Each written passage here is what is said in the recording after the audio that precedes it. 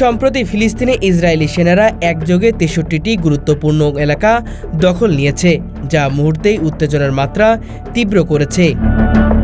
এই অভিযানটি মূলত নিরাপত্তা বাহিনীর তৎপরতা ও সামরিক কৌশলের অংশ হিসেবে চালানো হয়েছে বলে ইসরায়েলি পক্ষের দাবি। তবে স্থানীয় ফিলিস্তিন জনগণ ও মানবাধিকার সংগঠনগুলো এই দখলকে বেশিরভাগই শান্তিপ্রিয় বসতি ও নাগরিক এলাকার অবৈধ আগ্রাসন হিসেবে বর্ণনা করেছে। দখলকৃত এলাকাগুলো স্কুল, হাসপাতাল, আবাসিক এলাকা এবং গুরুত্বপূর্ণ অবকাঠামো অন্তর্ভুক্ত থাকায় জনজীবনে ব্যাপক প্রভাব পড়েছে। স্থানীয়দের মতে এই দখলের ফলে খাবার, পানি এবং বিদ্যুৎ সরবরাহ বন্ধ বা সীমিত হয়ে গেছে, যা মানবিক সংকটকে আরও ঘনীভূত করছে।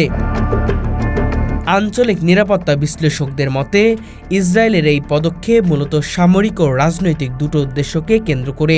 সামরিক দিক থেকে এটি ফিলিস্তিনের প্রতিরোধ শক্তি ও স্থানীয় প্রতিরক্ষা লড়াকু গোষ্ঠীগুলোর উপর চাপ তৈরি করার উদ্দেশ্য নেওয়া হয়েছে। রাজনৈতিকভাবে ইসরায়েলের কার্যক্রমকে আন্তর্জাতিক পর্যায়ে শক্তি প্রদর্শনের হাতিয়ার হিসেবে ব্যবহার করতে যাচ্ছে।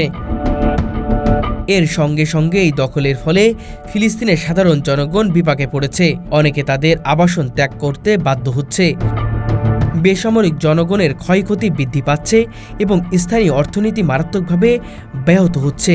হিউম্যান রাইটস ওয়াচ ও অন্যান্য আন্তর্জাতিক সংস্থা ইতিমধ্যেই এই দখল নিয়ে উদ্বেগ প্রকাশ করছে এবং দুই পক্ষকে শান্তি আলোচনা ও সহিংসতা কমানোর আহ্বান জানিয়েছে। তবে বর্তমান পরিস্থিতিতে ইসরায়েলি সেনা তাদের অবস্থান দৃঢ় রাখছে এবং প্রতিরোধের কোনো সুযোগ থাকলেও তা প্রায়শই সীমিত হচ্ছে।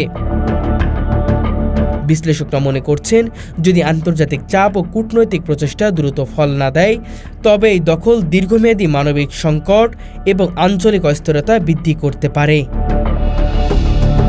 দখলকৃত ৬৩ এলাকায় অন্তর্ভুক্ত রয়েছে গাজা উপত্যকায় কিছু গুরুত্বপূর্ণ শহর ও গ্রাম, পাশাপাশি পশ্চিম তীরে কিছু এলাকা। এসব অঞ্চল স্কুল, হাসপাতাল এবং বাজারসহ সাধারণ জনজীবনে ব্যাপক ব্যাহত হচ্ছে। স্থানীয় বাসিন্দারা জানিয়েছে, অনেক পরিবার এই দখলের কারণে বাধ্য হয়ে নিরাপদ স্থানে চলে যেতে হয়েছে। ফিলিস্তিনি সেনারা দাবি করেছে যে এই অভিযান মূলত ফিলিস্তিনের সশস্ত্র প্রতিরোধ গোষ্ঠীর কার্যক্রম কমানোর জন্য রাজনৈতিকভাবে এই ইসরায়েলের অভ্যন্তরীণ ও আন্তর্জাতিক রাজনৈতিক কৌশলের অংশ হিসেবে বিশ্লেষিত হচ্ছে।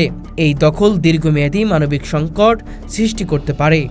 স্থানীয় রাজনৈতিক এবং জনজীবন বিপর্যস্ত হলে অঞ্চলটিতে শান্তি ও স্থিতিশীলতা ফিরে আনা কঠিন হতে পারে।